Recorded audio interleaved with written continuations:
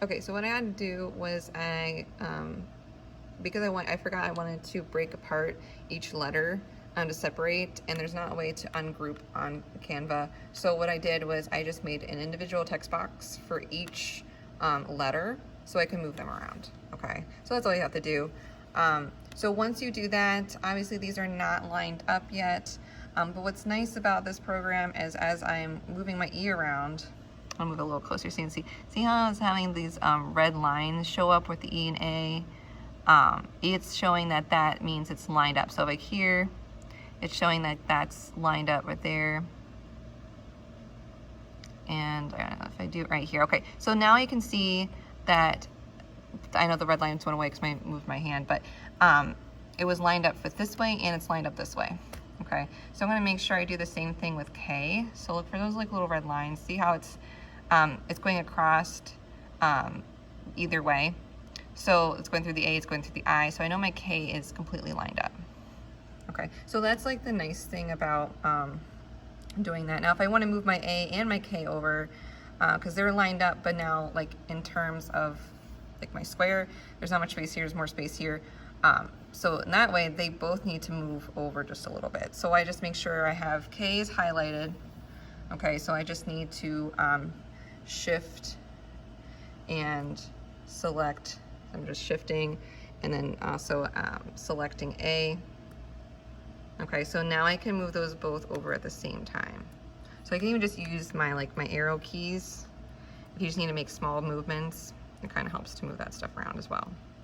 Okay, so that's just gonna kind of move those over a little bit because I won't quite that, like that. Okay, and then if you want to select everything, so like all my text boxes are selected, and I'm just going to go, well, let me lock that part, but I'm really pretty much done with anyways. So once you have this part done, the last thing to do, because you're going to do like two different like styles of the same logo, so add page, and that way too you're in the same thing. So if there's anything that you want to reuse, like I want to reuse like these letters, okay, so I would just go to like whatever you want to reuse, you can highlight it and then like copy paste it, and then you can use it down below, so you don't have to like start all over again.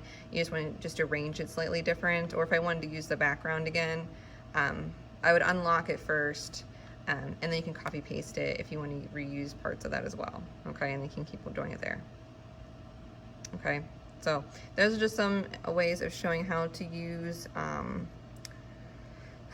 Canva. There's like other things as well, like if there's anything that a picture, if you have part of a logo and there's nothing you can like recreate, you can upload, like if you saved a picture like on Google, like you go Google Images and you save on your computer, or if you have something on your computer and you want to use it, you can go to uploads and upload the image of it.